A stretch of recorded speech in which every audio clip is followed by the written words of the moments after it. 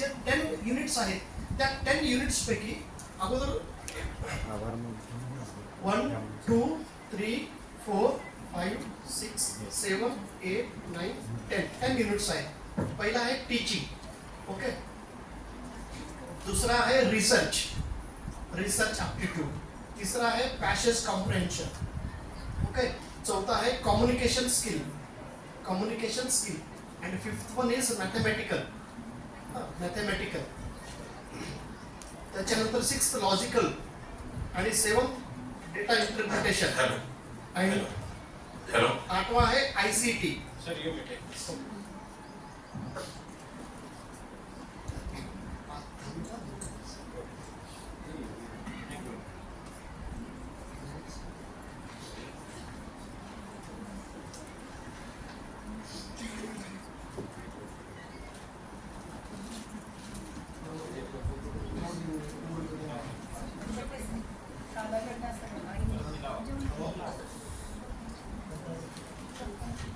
Hello, व्यवस्थित hello. हो, thank you sir, thank you. इथं अडकल्यानंतर वेगळाच वाटत होता. कराडाला गेला, इकडंच गेला.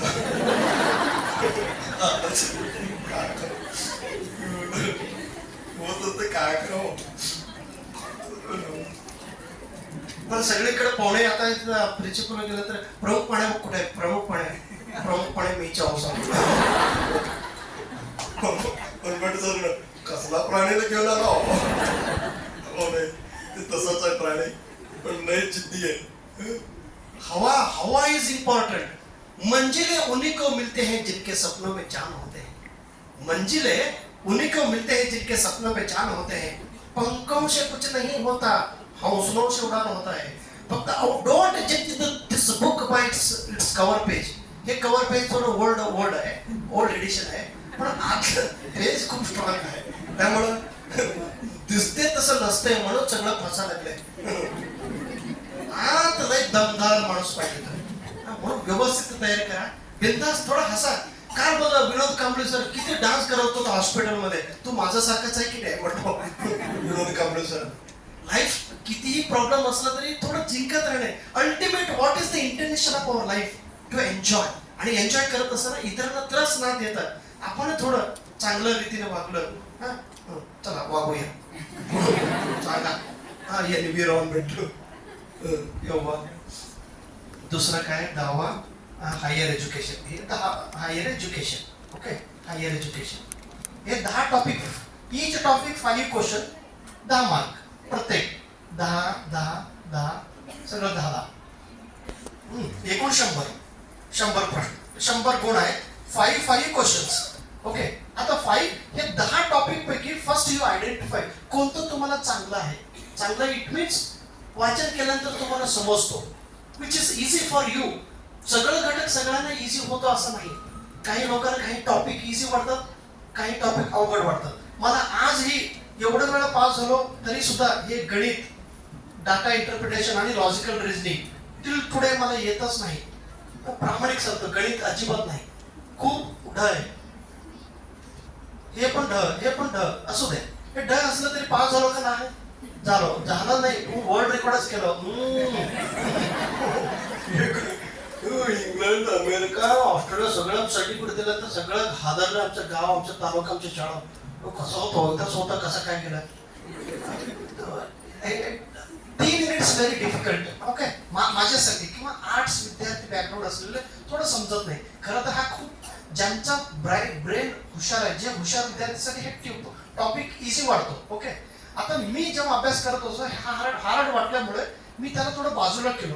जे बाजूला सरकलो अजूनही ह्याला घेतलं नाही तरी सुद्धा मला रिझल्ट मिळाला. आता तुम्हाला कसं वाटतंय? 10 टॉपिक पैकी 7 टॉपिक वरती तुमचा कमांड पाहिजे. तुमचं सोपं म्हणजे अवघड कोणतं आहे आणि सोपं कोणतं अवघड. मला हे अवघड आहे, हे अवघड आहे, हे अवघड आहे, हे अवघड आहे, हे अवघड आहे. बोंबलतच जा. सोपं वाटत सगळं अवघड. तसं नाही. मला ह्याच्यात सगळ्यात सोपं काय? Communication skill. कम्युनिकेशन चांगलं असलं तरी माझं स्किल चांगलं नाही कम्युनिकेशनची. असू दे. इथं 10 मार्क मी 2 पेज नोट्स काढलो, 10 मार्क मी घेतलो. अगोदर ह्याचा अभ्यास करतो, व्हेरी इझी टॉपिक. आणि हे पहिल्यांदा हे अभ्यास, त्याच्यानंतर मी काय केलं, ICTचा अभ्यास केला, त्याला 10 मार्क. त्याच्यानंतर मी टीचिंग ॲप्टिट्यूडचा अभ्यास केलो, त्याला 10 मार्क. त्याच्यानंतर मी higher education 10 mark. Then research 10 mark. Then पर्यावरण environment 10 question 10 marks. Then passage comprehension, English passage अभ्यास केलो, तिथं 10 मार्क. त्याच्यानंतर 8, 9, 10 मॅथ्स, लॉजिक आणि डेटा इंटरप्रिटेशन. ह्या पद्धतीने माझा स्ट्रक्चर होता अभ्यासाचा. कम्युनिकेशन तुम्ही पण, जर तुम्ही आर्ट्स विद्यार्थी असेल तर ह्याप्रमाणे तुम्ही करा. कम्युनिकेशन स्टडी करा, त्याच्यानंतर ICT स्टडी करा, हे एकमेकाशी रिलेटेड आहे. देन टीचिंग ॲप्टिट्यूड आणि हायर एज्युकेशन ह्याचा अभ्यास करा. त्यानंतर हायर एज्युकेशन घ्या. अभ्यास करत असताना सिलेबसमध्ये किंवा कुठल्याही लेखकांच्या पुस्तकमध्ये ह्याप्रमाणे दिलेलं असतात, किंवा क्वेश्चन पेपरमध्ये सुद्धा क्वेश्चन्स ह्याप्रमाणे विचारतात. अगोदर टीचिंगच्या 5 क्वेश्चन्स, त्याच्यानंतर रिसर्चची, त्याच्यानंतर ह्या. जर बघा, रिसर्च झाल्यानंतर पर्यावरण, ओके, त्याच्यानंतर पॅसेज. आणि हे 3 टॉपिक किंवा हे जे 4 टॉपिक आहे प्रॅक्टिस आधारित आहे. ह्याचं जेवढं तुम्ही जास्त प्रॅक्टिस कराल तेवढं तुम्हाला आउट ऑफ मार्क्स मिळतो. गणित, लॉजिकल, रिझनिंग. इथे हे सगळं मेमरी बेस्ड आहे. मेमरी बेस्ड म्हणजे हार्डवर जे विद्यार्थी व्यवस्थित वाचन करतो, रिव्हिजन करतो, त्यांना हे सगळं लक्षात ठेवता येतो. हे कम्युनिकेशन, ओके. आणि मी प्रत्येक माझ्या पुस्तकमध्ये each topic I made only 3 to 4 page, 4 page मध्ये मी कन्वर्ट केलं. भारतातील जेवढं पुस्तक आहे चांगल्या लेखकांची सगळं वाचन केलं, मी समजून घेतलो. आणि रिपीट येणारे प्रश्न कोणता आहे त्या प्रश्नावरती एक कन्सेप्ट बनवलं. आणि हे बघा, एक्झाम मध्ये कन्सेप्ट समजणं महत्वाचं. एकदा कन्सेप्ट समजलं, प्रश्न कितीही फिरून विचारू द्या, you will get the answer. आणि आज माझा टॉपिक आहे टीचिंग ॲप्टिट्यूड. मला हे टीचिंग ॲप्टिट्यूड बद्दल सांगितलेलं आहे.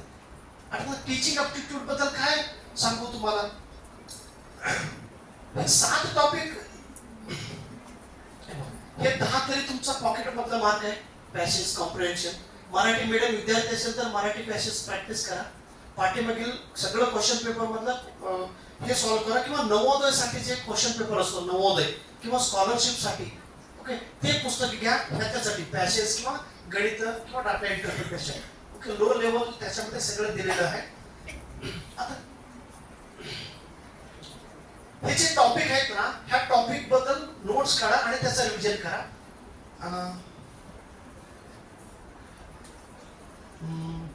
ओके, हे 10 मार्क तुमचं पॉकेट मधला. पर्यावरण सर, आता मी नेमकं तुम्हाला फक्त टीचिंग बद्दल सांगतो.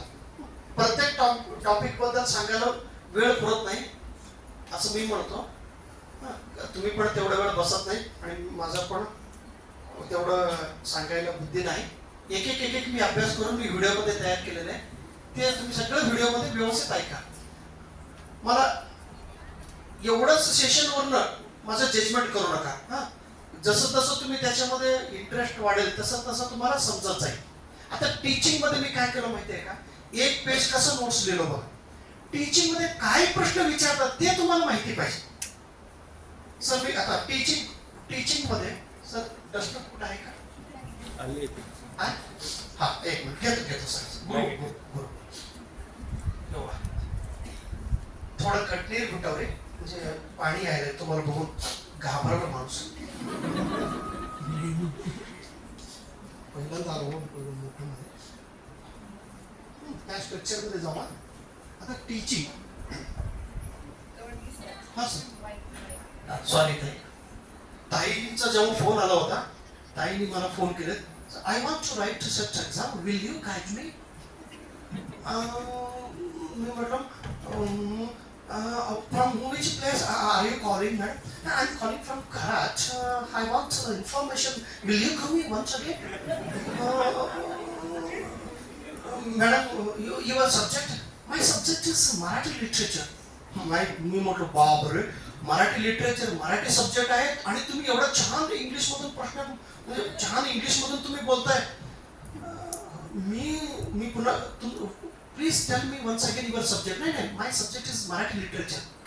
मग तुम्ही एवढं छान इंग्लिश बोलताय आणि माझा विषय इंग्लिश असून मला इंग्लिश व्यवस्थित बोलता येत नाही, तुम्ही किती हुशार आहे मॅडम म्हटलं. मला हुशार म्हटलेलं पहिला व्यक्ती तुम्ही म्हणाले ताई. मला प्रत्येक लोकांनी माझं सेट नाही, सेट सर्टिफिकेट नाही म्हणून मला प्रत्येकाने थोडं निगेटिव्ह अँगलने मला बघतात. मी म्हटलं ताई तुम्ही मराठी लिटरेचर अभ्यास करताय आणि इंग्लिश एवढं छान बोलताय, ताई तुम्ही 100% पास होणार, तुम्ही व्यवस्थित तयार करा. आणि ताईचं रिझल्ट मिळालं आणि 0.67 ताईचा रिझल्ट गेला आणि मला खूप वाईट वाटलं.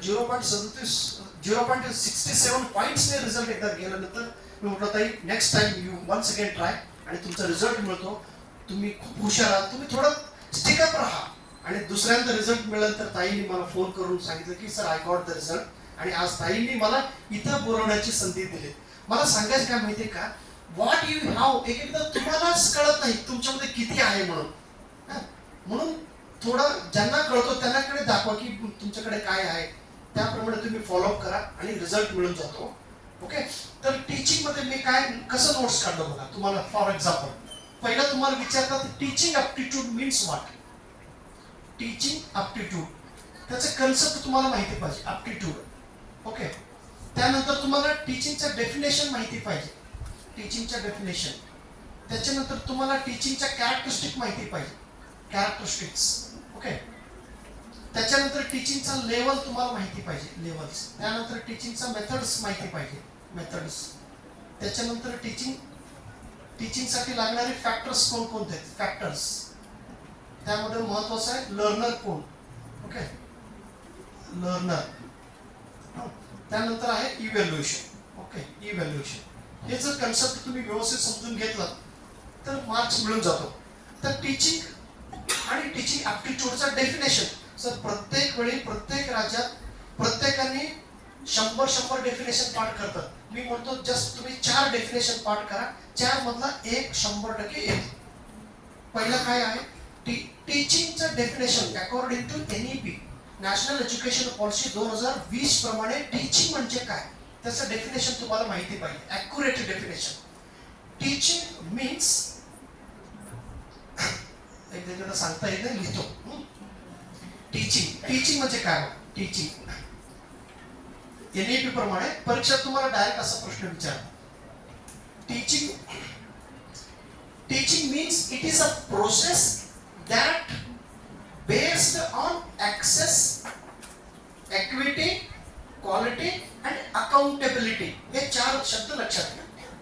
ॲक्सेस, इक्विटी, त्यानंतर क्वालिटी, त्याच्यानंतर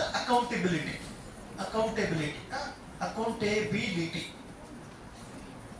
ॲक्सेस म्हणजे प्रवेश, इक्विटी म्हणजे निष्पक्षपात, क्वालिटी म्हणजे गुणवत्ता, अकाउंटेबिलिटी म्हणजे जबाबदारी.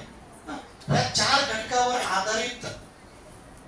आधारित असलेले एक पद्धतीला अध्यापन असे म्हणतो. एवढंच डेफिनेशन. एक पक्का डेफिनेशन पाठ करा. दुसरा डेफिनेशन आहे स्वामी विवेकानंदांचा definition of teaching according to Swami Vivekananda. हे माझ्या 77 एक्झाम मध्ये 77 वेळा प्रश्न आले. मी लय हुशार आहे का. तेच विचारलं. पिक्चर एकदा तुम्ही बघितलं व्यवस्थित, एकदा हिरोचं नाव विचारतात, एकदा हिरोईनचं नाव विचारतात, एकदा पिक्चरचं टायटल विचारतात, एकदा डायरेक्टर कोण आहे, एकदा पाठीमागलं कोणत्या कथावर आधारित आहे. आणि कन्सेप्ट एक आहे आणि क्वेश्चन्स वेगवेगळ्या अँगलने विचारतात. स्वामी विवेकानंद काय म्हणतात, teaching is, what is the meaning of teaching? The manifestation of perfection. The manifestation of perfection which is already existed in the man is called as teaching. Teaching म्हणजे काय, ऑलरेडी विद्यार्थीमध्ये असलेलं ज्ञान, परफेक्ट ज्ञान बाहेर काढणं, परफेक्ट ज्ञान प्रकटीकरण करणं म्हणजे अध्यापन होय. हे डेफिनेशन मला प्रत्येक राज्यात विचारलं. फक्त विचारण्याची पद्धत वेगळी आहे.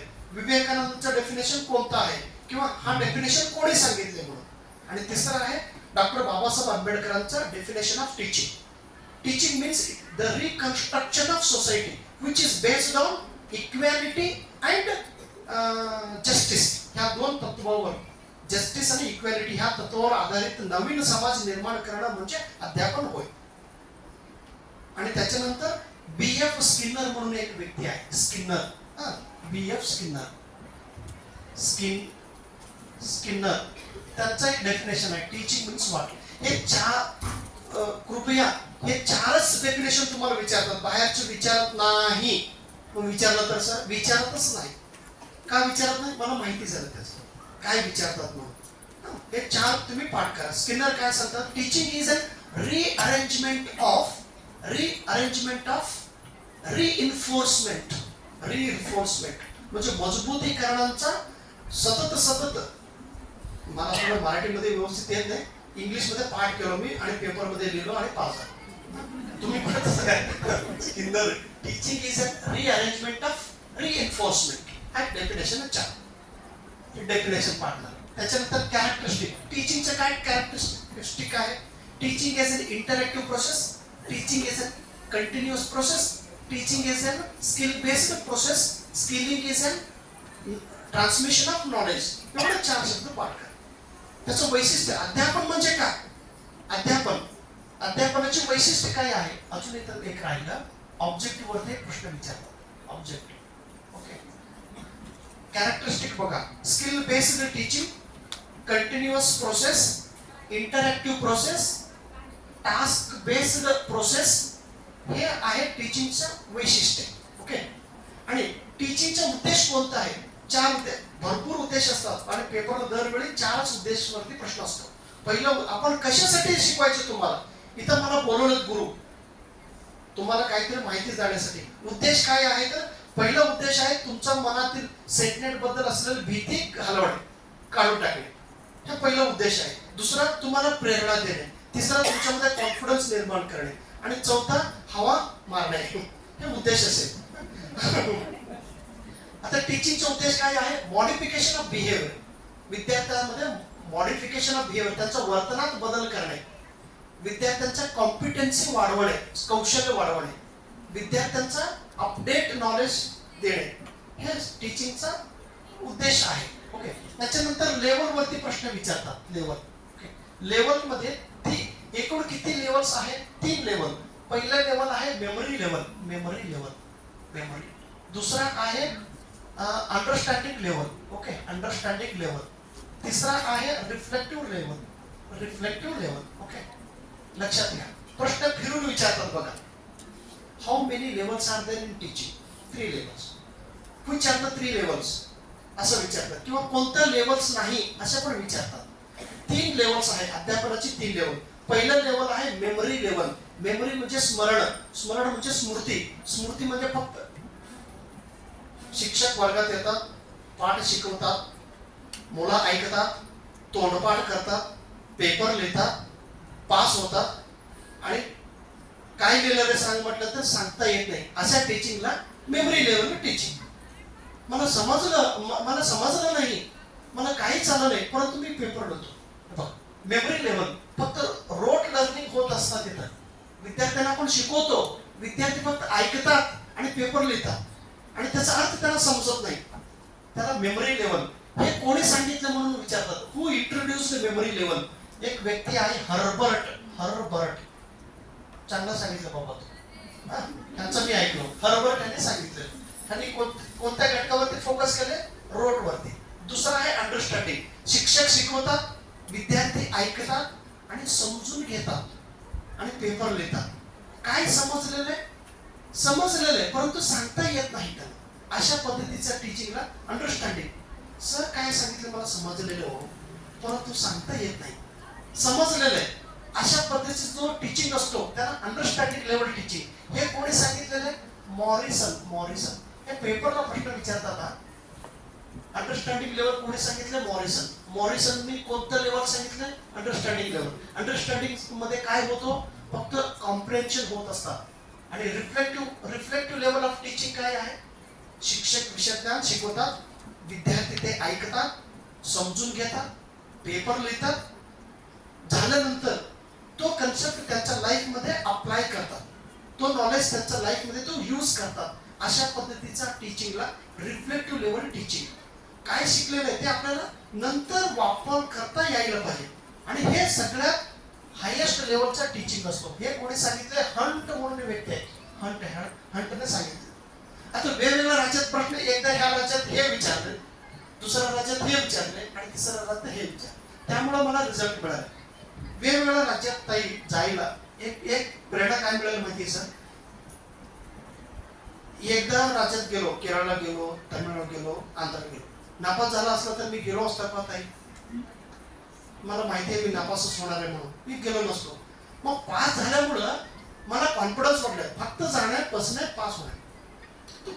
म्हणजे काय विचारणार आहे त्या पेपरमध्ये ते कन्सेप्टच विचारणार, आणि कोणत्या कन्सेप्ट हेच कन्सेप्ट विचारणार. म्हणून म्हणजे परीक्षा जेव्हा जाहिरात येत होता तेव्हाच माझा रिझल्ट येत होता. म्हणजे एवढं कॉन्फिडन्स, परीक्षाचा पूर्वीच तुमचा कॉन्फिडन्स माहिती आहे तेवढं तुम्ही त्या कन्सेप्ट समजून घ्या. रिफ्लेक्टिव्ह लेवल, त्याला आपण हायेस्ट लेवल ऑफ टीचिंग म्हणतो, हे मिडल लेवल ऑफ टीचिंग आणि हे थॉटलेस लेवल ऑफ टीचिंग. प्रश्न बघा, which level is known as thoughtless किंवा थर्ड क्लास टीचिंग म्हणजे कोणतं आहे? हे memory level teaching, third class म्हणतात त्याला. त्याला फर्स्ट क्लास, याला सेकंड क्लास, एवढं लक्षात घ्या. त्याच्यानंतर टीचिंगचा मेथड्स असतो, दोन प्रकारचे मेथड्स, एक ऑनलाईन टीचिंग आणि एक ऑफलाईन टीचिंग. दोन्ही मधला फरक प्रश्न विचारतात. तुम्ही प्रश्नपत्रिका बघा काय फरक आहे. ऑनलाईन मध्ये वेळ, it saves time, we access everything in a short time and we learn according to our own speed online मध्ये. आणि ऑफलाईन मध्ये काय असतो? Face to face interaction, fixed course असतात आणि फिक्स्ड एक्झाम असतात आणि फिक्स्ड टाइम टेबल असतो. आणि इथं अजून एक थोडं लक्षात घ्या, मेथड्स मध्ये, ऑनलाईन मेथड्स मध्ये 3 घटक आहेत. दरवेळी हे पेपरला प्रश्न विचारतात. एक आहे मूक, दुसरा आहे स्वयं, तिसरा आहे स्वयंप्रभा, चौथा आहे स्वयं प्लस. हे ऑनलाईन टीचिंग मेथड्स मधला हे 4 नवीन कन्सेप्ट आहेत गुरु. 4 नवीन कन्सेप्ट. काय नाही, मूक म्हणजे काय? दरवेळी प्रश्न विचारतात. मूक म्हणजे काय? सुरुवातीला मूक म्हटल्यानंतर न बोलता येणाऱ्या व्यक्तीला मूक म्हणतात असं मी समजून घेतलं होतं. मूक म्हणजे massive open online course. Sir question खूप सोपे विचारतात सेटमध्ये. सेट एवढं बोगस आहे, नेट सेट काहीच नाही, एकदम वळलं आपण म्हणतो काय नाही, दमच नाही. पेपर पास होण्यापूर्वी लय दम आला होता मला. पास होण्यापूर्वी, पास झाल्यानंतर सोपा वाटतो प्रत्येक गोष्टी. होण्या अगोदर भीती, झाल्यानंतर काय नसतं आपण म्हणतो. पास होण्या अगोदर लय आमचं काढलेलं असतं ते पेपर सगळं ऑनलाईन. आता मूक हा कन्सेप्ट अगोदर कोणी सांगितले? 2008 मध्ये डेव्ह कॉर्मियर यांनी सांगितले. कॉर्मियर. मूकचा फुलफॉर्म विचारतात आणि मूक काय आहे तर हे ऑनलाईन प्लॅटफॉर्म आहे. इथं आपण अनेक कोर्सेस आपण शिकू शकतो. आता हे मूक बदलून काय केलं? भारत सरकारने 2017 मध्ये स्वयं म्हणून एक प्लॅटफॉर्म उभा केलेला आहे. आता स्वयं मीन्स व्हॉट? आता तुम्ही दररोज कॉलेजला येऊन एक सब्जेक्ट शिकून आपण घरी जातो, एक कोर्स पूर्ण करतो, BA करतो, BSc करतो, जे विषय. इथे आपण मूक मध्ये तोच कोर्स आपण शिकू शकतो फ्री मध्ये. दरवेळी प्रश्न विचारतात, सर स्वयंचा फुल फॉर्म काय? Study webs of active learning young aspiring minds. याचा फुल फॉर्म विचारतात. हे पेपरला एकदा आले होते ते. हे प्रश्न आल्यानंतर मी काय बोलू, 4 ऑप्शन पैकी एक एल म्हणून हा शब्द होता, लर्निंग. ओके, ऑप्शन म्हणून. ओके, मी हे पाहिलो, हा एल म्हणजे इथं एल कुठं पण नाही, एल नाही म्हणून मी ह्याला हेच ऑप्शनला चूक मारलो होतो. परत ऑप्शन हाच होता, study webs of active learning. Active झालं तर लर्निंग आहे, लर्निंग यंग ऍस्पायरिंग माइंड्स, त्याचा फुल फॉर्म विचारतात. आणि हे 2017 रोजी त्याचं लॉन्चिंग झालेलं आहे. आणि स्वयं हा कंट्रोल करण्याचं काम गुजरातमध्ये गांधीनगर तिथून बिसाग मधून तो कंट्रोल होत असतो. स्वयं मध्ये एकूण 3 प्रिन्सिपल असणार आहे. हे डायरेक्ट प्रश्न विचारतात. 3 प्रिन्सिपल कोणते आहेत? ऍक्सेस, एक्विटी आणि क्वालिटी. हे 3 प्रिन्सिपल आधारित स्वयंचे कोर्सेस चालवले जातात. स्वयंमध्ये 4 क्वाड्रंट्स असतात. 4. एक आहे व्हिडिओ, दुसरा आहे तुम्हाला स्टडी मटेरियल, तिसरा आहे सेल्फ असेसमेंट आणि चौथा आहे ऑनलाईन डिस्कशन. हे 4 दरवेळी प्रश्न विचारतात याच घटकावरती. स्वयंचं फुल फॉर्म, हे कधी सुरू झाले, ह्याचं कंट्रोल कोणी करतात, आणि हे भारत सरकारचं लॉन्चिंग आहे आणि ह्याच्यामध्ये 4 क्वाड्रंट्स असतात आणि 3 प्रिन्सिपल आणि 9 कोऑर्डिनेटर सेंटर्स आहेत. 9 कोऑर्डिनेटर सेंटर्स. आता हे 9 कोऑर्डिनेटर सेंटर्स बद्दल तुम्हाला माहिती पाहिजे. सर सेट मध्ये प्रश्न सरफेस लेवलवरती विचारतात, नेट मध्ये कन्सेप्ट आधारित असतो. सेट नेटचा अभ्यास करत असताना दोन्ही मिक्स करून अभ्यास करा. ह्याच्यासाठी वेगळं ह्याच्यासाठी वेगळं असं नाही, दोन्हीच एकाच वेळी फ्लो मध्ये रिझल्ट यायला पाहिजे. 9 कोऑर्डिनेटर. पहिला कोऑर्डिनेटर आहे AICTE, all India council of technical education. दुसरा आहे NPTEL, तिसरा आहे UGC. चौथा आहे IIMB, institute of Indian institute of management, ते बेंगळूरचं आहे. त्याच्यानंतर आहे NITTI. असे 9 आहे. 9च्या 9 पाठ पाहिजे तुम्हाला आणि ते कोणत्या कोर्सेसचं काम ते करत असतात ते लक्षात घ्या. त्याच्यानंतर आहे स्वयंप्रभा. हा प्रश्न, स्वयंप्रभा म्हणजे काय?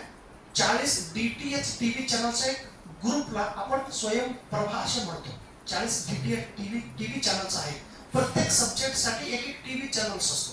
आता इकॉनॉमिक्ससाठी कौटिल्य म्हणून एक टीव्ही चॅनल आहे भारत सरकारचा. ओके, लॉ साठी एक वेगळा, लिटरेचर साठी एक वेगळा. तुम्हाला त्या टीव्हीचं नाव विचारतात परीक्षेत. नेट एक्झाम मध्ये नाव विचारतात, सेट एक्झाम मध्ये नाव विचारत नाही. सेट एक्झाम मध्ये फक्त तुम्हाला किती ग्रुप्स आहे म्हणून 40. दरवेळी ते बदलत आहे. एकदा क्वेश्चन पेपर मध्ये 32 दिले होते. आम्ही त्यांना कंप्लेंट दिलो विद्यापीठाला, पुणे विद्यापीठाला, सर 4ही ऑप्शन तुमचं चुकीचं आहे आणि 40 हा त्यावेळी करेक्ट आन्सर होता म्हणून त्यांनी बोनस मार्क आम्हाला दिले होते. त्याच्यानंतर हा स्वयंप्रभा झाला. त्यानंतर स्वयं प्लस हा एक नवीन कोर्स आहे की ह्या कोर्समध्ये तुम्हाला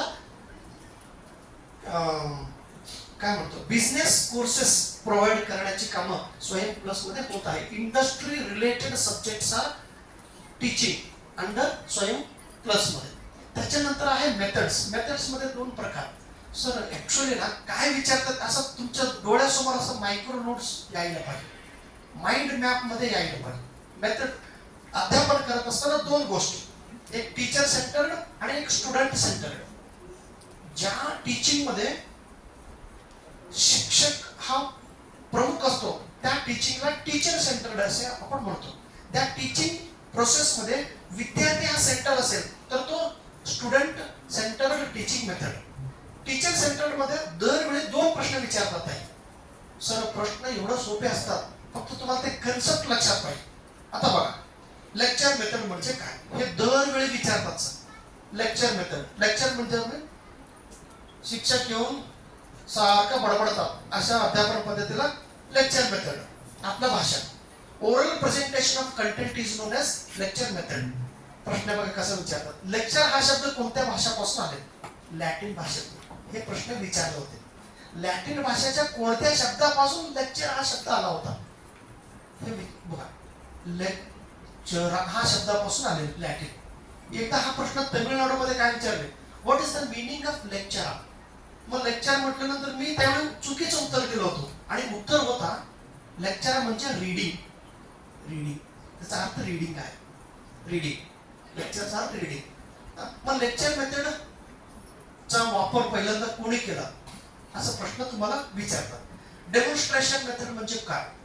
डेमॉन्स्ट्रेशन, शिक्षक अध्यापन करीत असताना when the teacher is delivering the content, at the time teacher is showing some things related to subject matter, that method is known as demonstration. शिकवत असताना एक काहीतरी घटक आपण दाखवतो.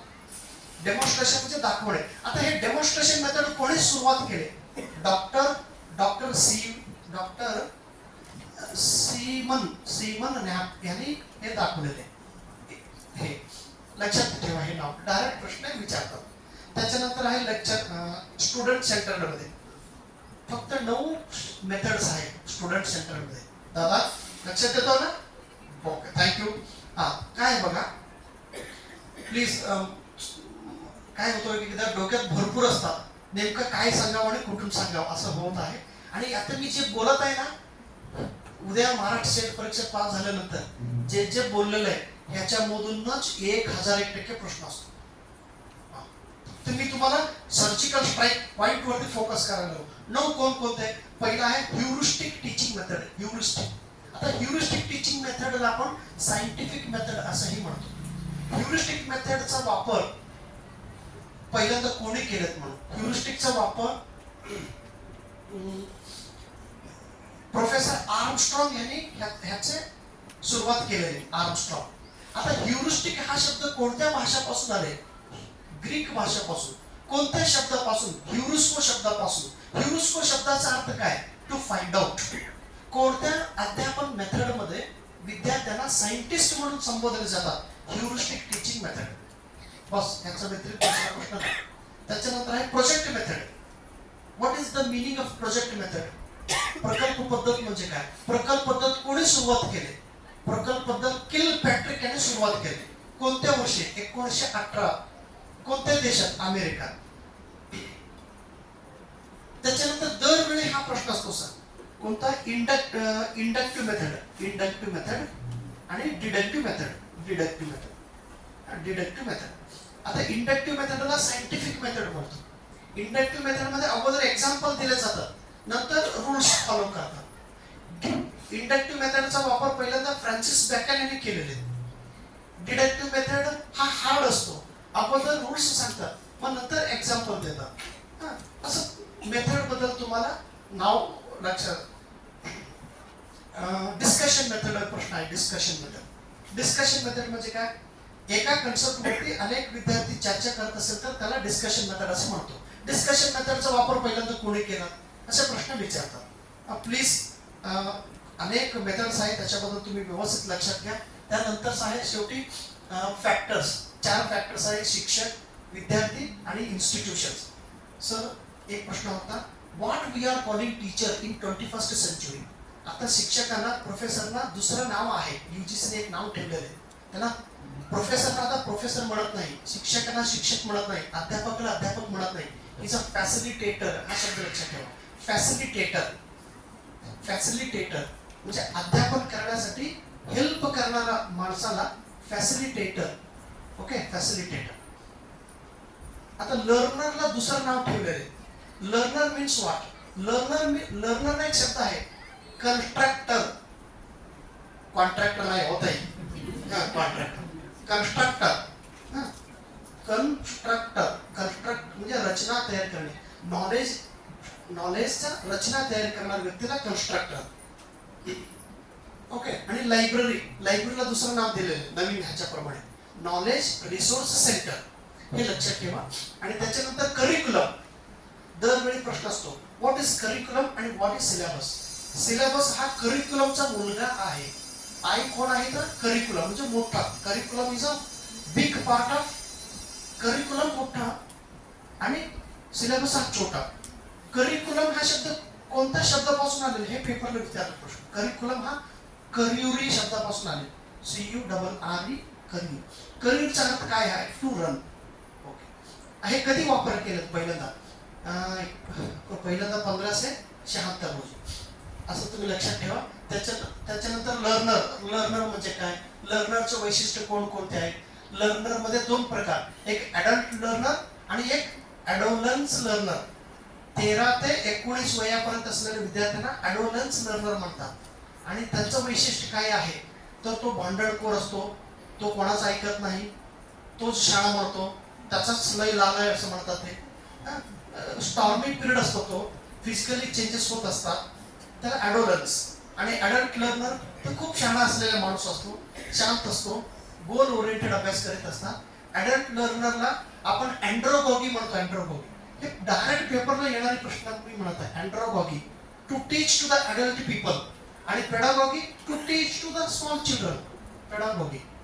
आता मी पेडागॉगी शिकवतो मुलांना, तुम्हाला शिकवतात ते अँड्रोगॉगी मोठ्या मुलाला. माल्कम नोल्स यांनी अँड्रोगॉगी बद्दल सांगितलेलं आहे. असं पूर्ण पॉइंट्स वाईज तुमचा अभ्यास पाहिजे. आणि शेवटी इव्हॅल्युएशन. दरवेळी इव्हॅल्युएशन म्हणजे काय आणि त्याचा किती प्रकार आहे. मूल्यमापन. तुम्हाला किती समजलेत हे समजून घेण्यासाठी जर तुम्हाला मी प्रश्न विचारत असेल तर मी तुमचं मूल्यमापन केल्यासारखं होईल. आता मूल्यमापनामध्ये दरवेळी 3 प्रश्न विचारतात सर, हे लक्षात ठेवा. कोणकोणते? एक आहे फॉर्मेटिव्ह. ओके. माझं थोडं हँड रायटिंग चांगलं नाही हा, फॉर्मेटिव्ह. आणि दुसरा आहे समेटिव्ह. ओके. त्याच्यानंतर आहे डायग्नोस्टिक. दरवेळी हे प्रश्न विचारतात. आता फॉर्मेटिव्ह इव्हॅल्युएशनला संकलित मूल्यमापन मराठीमध्ये म्हणतो. When the teacher is teaching the lesson during his period, if the teacher asks the questions to the students, that kind of evaluation is known as formative. तुम्हाला शिकवतच तुम्हाला प्रश्न विचारलो, कळालं दादा? नाही कळालं, काय बोलवलं कळालं नाही. पुन्हा एकदा सांगतो. ओके. मुलांना शिकवत असताना जर प्रश्न विचारत राहिलं तर आपण काय केलं, फॉर्मेटिव्ह इव्हॅल्युएशन केलं. किंवा शिकवल्यानंतर लगेच त्याचा एक टेस्ट घेतलो तर तो फॉर्मेटिव्ह इव्हॅल्युएशन झाला. शिकवून 8 दिवसात एक टेस्ट घेतलो तर तो फॉर्मेटिव्ह इव्हॅल्युएशन झाला. आणि summative evaluation at the end of the course, if we are evaluating the quality of student, that exam is known as summative. एक 6 महिन्यानंतर विद्यार्थ्याचा पेपर घेतलो तर तो समेटिव्ह इव्हॅल्युएशन. एक कोर्स संपल्यानंतर परीक्षा घेतलो तर तो समेटिव्ह इव्हॅल्युएशन. मग ह्याच्यात काय अवघड आहे? आणि सोपे प्रश्न जर पेपर मध्ये आपण गेलो, सोपा प्रश्न कधी चुकायच नाही. हार्ड गेला तर मलाही हार्ड जातो आणि इतर विद्यार्थ्यांना पण हार्डच असतो. त्यामुळे सिंपल क्वेश्चन. आणि दर एक्झाम मध्ये गुरु 100 प्रश्नांपैकी 20 प्रश्न नवीनच असतात आणि हार्डच असतात. 20 प्रश्न सोपे असतात. 30 प्रश्न जे विद्यार्थी अभ्यास केलेले असतात, रिव्हिजन केलेले असतात, त्यांना परीक्षा पास होतात. Only you need 50% study. 100% अभ्यास कधीच नसतो. 20% सोपा, 30% रिव्हिजन, 50% मध्ये तुम्ही परीक्षा पास व्हा, सगळं चांगलं होणार आहे. आणि डायग्नोस्टिक टेस्टिंग म्हणजे काय? डायग्नोस्टिक, त्याला किती आले आणि किती आलं नाही हे बघण्यासाठी जे टेस्टिंग असतो त्याला डायग्नोस्टिक टेस्टिंग असे म्हणतात. आता नवीन एक आले, नवीन आहे sir CBCS, choice based credit system. हे कधीपासून सुरू झाले म्हणून प्रश्न विचारले होते 2015 पासून. ओके. आणि ह्याच्यात किती ग्रेड्स दिले जातात? 10 पॉइंट्स दिले जातात. हे पेपरला विचारतात प्रश्न. O ग्रेड म्हणजे काय? A+ म्हणजे काय? A+. O म्हणजे आउटस्टँडिंग, A+ म्हणजे एक्सलंट. सर तमिळनाडूमध्ये पेपर जेव्हा मी लिहिल्यानंतर एकदम खुश होतो मी. सगळे हे आलेले प्रश्न होते ना, त्यामुळे मी खुश झाला. तर बाकीचे लोक माझ्याकडे बघत होते, हाऊ हँडसम ही इज म्हणणार मला, कारण ते सगळं ब्लॅक होते, मी एकटा चांगला होतो. कुठं तमिळनाडूमध्ये हिरो सारखा होतो. आणि जेव्हा जम्मू काश्मीरला पेपर द्यायला गेलो होतो बघा, सगळे माझ्याकडे, कारण ते सगळं लय सुंदर होते सर.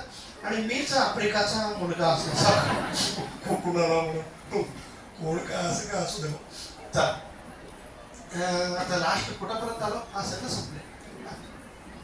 हे सगळं एकदम सोपं आहे. सेट पेपर सोपा असतो. नेट तेही सोपाच आहे. फक्त नेट इंग्लिश मीडियम आणि हिंदी मीडियम मध्ये प्रश्न विचारतात म्हणून मॅक्झिमम विद्यार्थी देत नाही, घाबरून इंग्लिश येत नाही म्हणून. तसं नाही.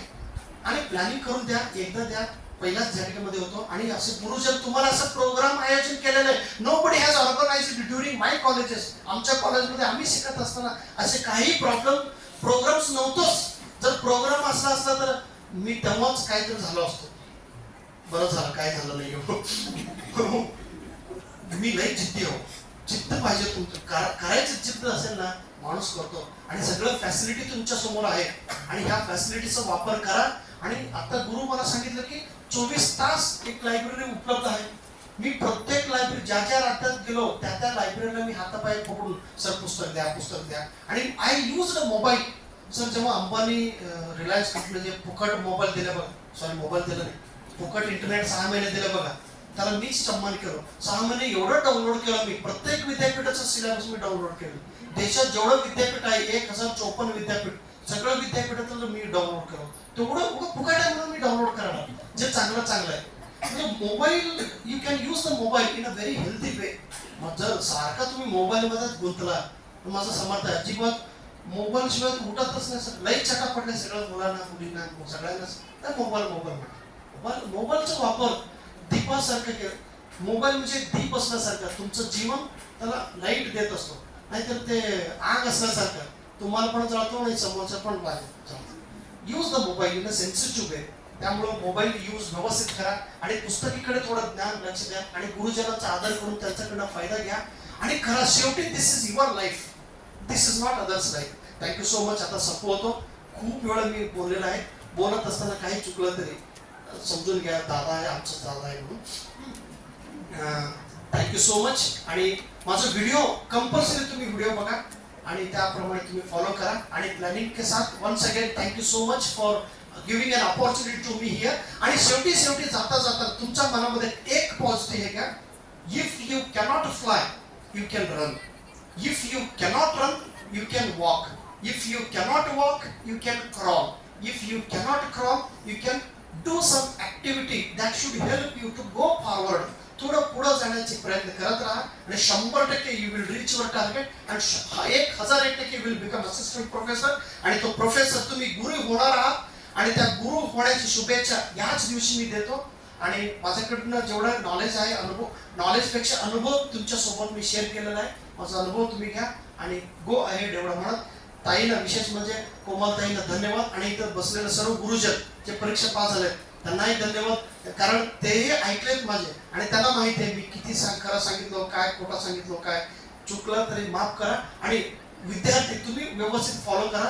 इथलं जेवढे विद्यार्थी आहेत तुम्ही डिसिजन घेतला तिथं बसण्यासाठी आणि येणारं महाराष्ट्र सेट आणि येणारं नेट एकदा पास व्हा, बघा तुमचा लाईफ पूर्ण बदल होतो. एवढं सांगून मी माझं 2 शब्द संपवतो. जय हिंद, जय भारत. धन्यवाद सर. आपण आमच्या विद्यार्थ्यांना खूप मौलिक असं मार्गदर्शन केलं. सरांनी सांगितलेलं युट्यूब चॅनल, युट्यूब लिंक हे त्यांच्या नावानिशी सुरू होत आहे. आपण ते पाहू शकता आणि त्याचा निश्चितच आपण सर्वांनी लाभ घ्यावा. कोणाला काही प्रश्न विचारायचे 2 प्रश्न आपण प्रातिनिधिक 7397847907 हे माझा मोबाईल नंबर आहे. ओके, फक्त मेसेज करा. मी मॅक्झिमम यूज वेळ असेल तर बोलतो, नाही तर परत नंतर बोलतो. आणि सेट नेट. जर कोणाला प्रश्न विचारायचा असेल तर हा माझा युट्यूब हात वर चॅनल करा, आहे. हा माईक तिकडे द्या. आपल्या काही शंका असतील 2च प्रश्न घेऊ. सरांच्याकडनं माहिती हवी सर्वांसाठी हे पण आहे. असेल जर काही प्रश्न तुम्हाला शंका विचारायची असेल किंवा काही जाणून घ्यायचं असेल, नसलं तरी मोबाईल नंबर आहे सरना, तुम्ही पण आता प्रश्न विचारला तर सर्वांना कळेल. खूप वेळ झालेला आहे. तुम्हाला सर्वांना धन्यवाद. तो कार्यक्रम नंतर शेवटी आहे. त्याच्या आधी मी मॅडमची क्षमा मागून तुम्हाला ही संधी देतोय, कारण there is no second chance for your first impression. हे आता फर्स्ट इम्प्रेशन आहे.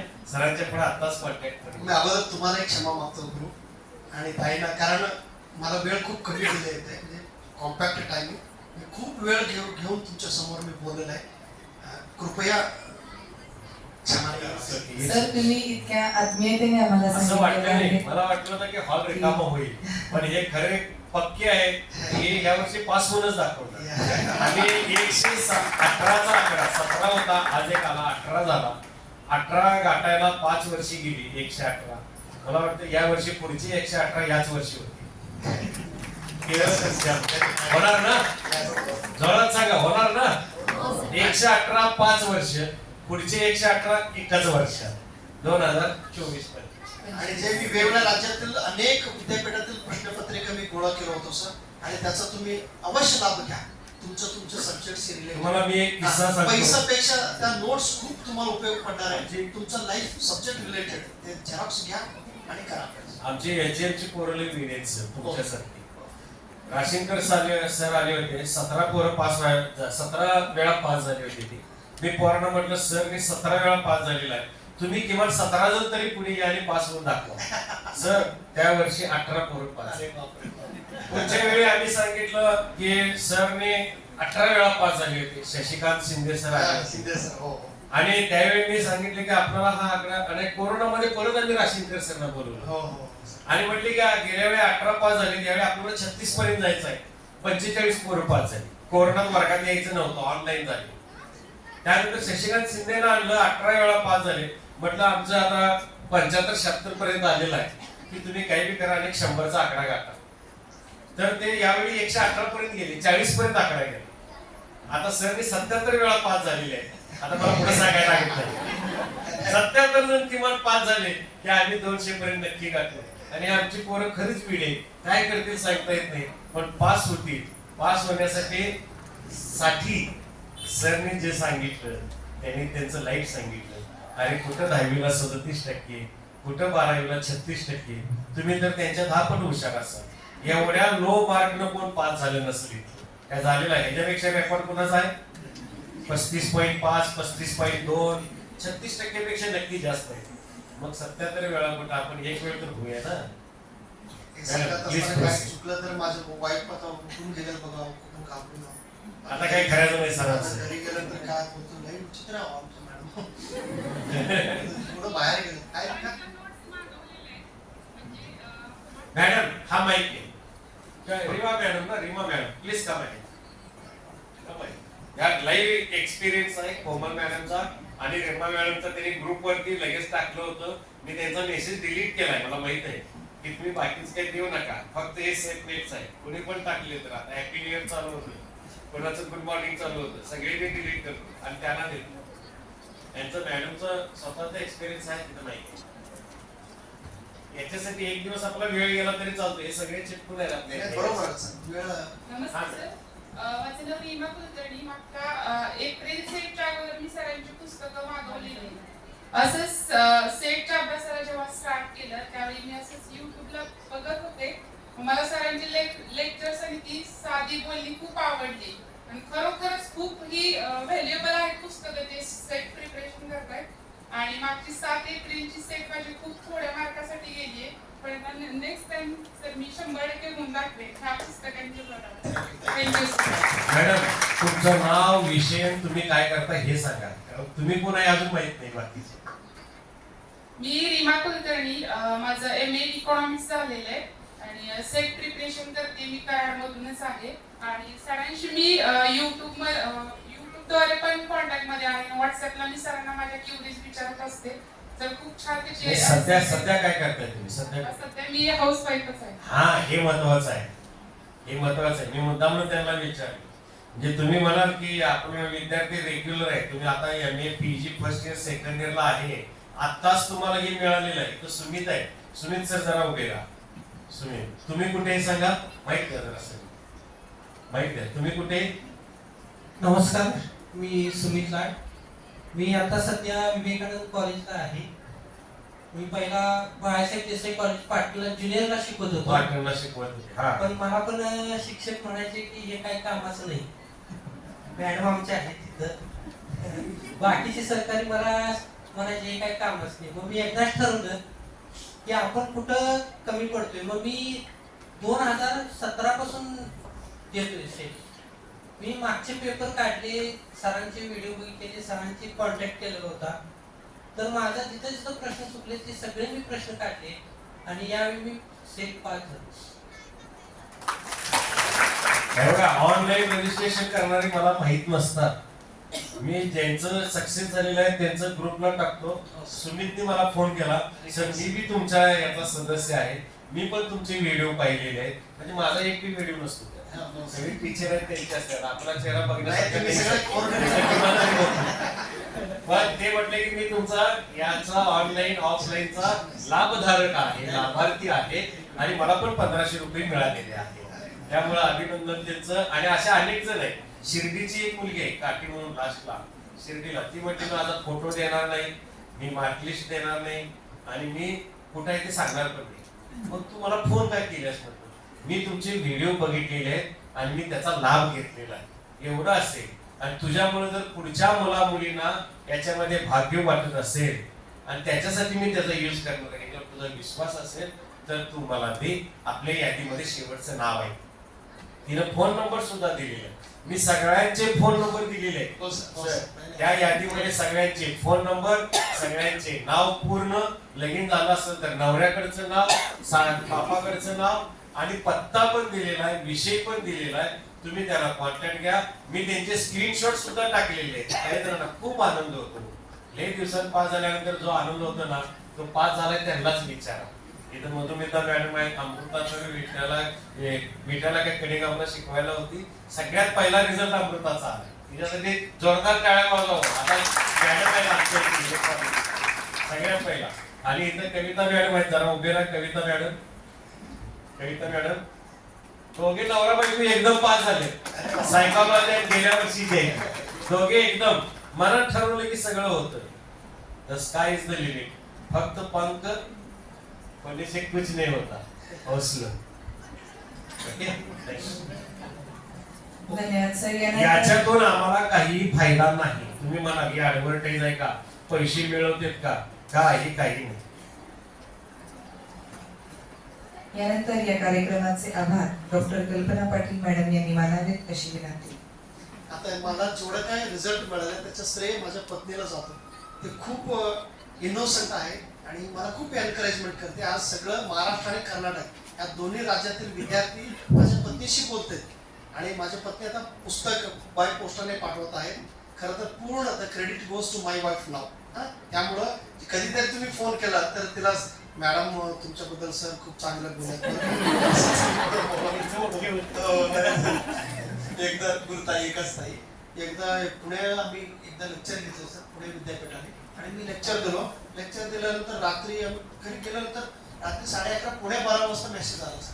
काल तुमचा 11:15 आला ना तसं मेसेज आल्यानंतर त्यांनी त्या एक इंग्लिशमध्ये सॉरी मेसेज आल्यानंतर आमच्या मार्फत थोडा सर नाही काय म्हणतो सर संशय आता रात्री कोण मेसेज केलाय मी कोणीतरी केलाय सर म्हटलं हे द्या मोबाईल घेतला पासवर्ड होता हे काय काढा पासवर्ड दिला. मग तिथं एक मुलीचा फोटो होता सर आणि ते एवढंच कट घातलंय थोडं फॅशन असलं की ती मुलगी असंच का म्हटलं मला काय माहिती त्याचं मी नाही असं का म्हटलं तसंच आहे त्या सिटीमध्ये राहतात हे कोण तुमची ओळखीच आहे काय माझं काय ओळखीचं नाही मग काय लिहिलं सांगा तूच वाचन करा मला आणि ती वाचन केलं इंग्लिशमध्ये होत असं तिला अंडरस्टँडिंग नाही झालं. मग माझं समर्थन उठून हे वाचन कर आणि तो मुलगा झोपेतून उठला तो रेडी केला आय लव्ह असं लिहिलं होतं आय लव्ह यू असं. अरे मुलगा नीट वाचन कर म्हणणार ते माझं बघतो त्या दिवशी जे भांडण केलं सर लई टॉर्चर आणि पुढं वाक्य काय होतं I love your teaching style असं थोडं आमचं थोडं त्यांना प्रेरणा द्या माझ्या. ओके थँक्यू सॉरी खरं घटना आहे. आज आपल्या महाविद्यालयामध्ये नेटसेट मार्गदर्शन उद्घाटन समारंभ आयोजित करण्यात आला. या कार्यक्रमासाठी प्रमुख पाहुणे म्हणून लाभलेले आदरणीय श्रीयुत धनया कौटकीमठ सर, सहशिक्षक के मांगरुळे, EL हायस्कूल अक्कलकोट. सरांनी अतिशय सुंदर, सोप्या आणि मार्मिक अशा भाषेमध्ये आज आपल्याला सेटला सामोरे जाताना किंवा नेटला सामोरे जाताना नेमकी कशी तयारी करायला पाहिजे हे या ठिकाणी सांगितले. कुठल्याही गोष्टीची सुरुवात करत असताना पहिल्यांदा आपल्या मनात आपण तयारी करायला पाहिजे. जेव्हा आपल्या मनाची तयारी होते तेव्हा 50% आपण तिथे जिंकलेलो असतो. मी तर म्हणेल 99% सर आपण तिथे जिंकलेलो असतो. कारण माझा विषय सायकोलॉजी असल्यामुळे मनाची तयारी ही कुठल्याही कार्यासाठी आवश्यकच असते. हे सरांनी आज त्यांच्या स्वकथनातून स्वतः आलेल्या अनुभवातून आपल्याला या ठिकाणी अतिशय सुंदर अशा भाषेमध्ये सांगितलं. त्याचबरोबर टीचिंग ऍप्टिट्यूड कसा असायला पाहिजे. टीचिंग ऍप्टिट्यूड हा जो लेसन आहे सेटच्या परीक्षेमध्ये पेपर क्रमांक 1 साठी तो टीचिंग ऍप्टिट्यूड सर एक महिना मुलं अभ्यास करायला घालवतात. म्हणजे एका लेसन साठी 1 महिना देणार अशा प्रकारे मुलांचं नियोजन असतं अभ्यासाचं. म्हणजे सेट परीक्षा सामोरे जात असताना मला तर असं वाटतं की सरांनी आता सांगितल्यामुळे तुम्ही 1-2 तासामध्ये टीचिंग ऍप्टिट्यूड हा लेसन कव्हर करू शकताय. एवढा सुंदर सरांनी टीचिंग ऍप्टिट्यूड हा लेसन आपल्या समोर सादर केलेला आहे. सर मी आमच्या महाविद्यालयाच्या वतीने आपले मनपूर्वक आभार मानते. त्याचबरोबर सेटनेट मार्गदर्शन वर्गाचे जे कोऑर्डिनेटर आहेत आमचे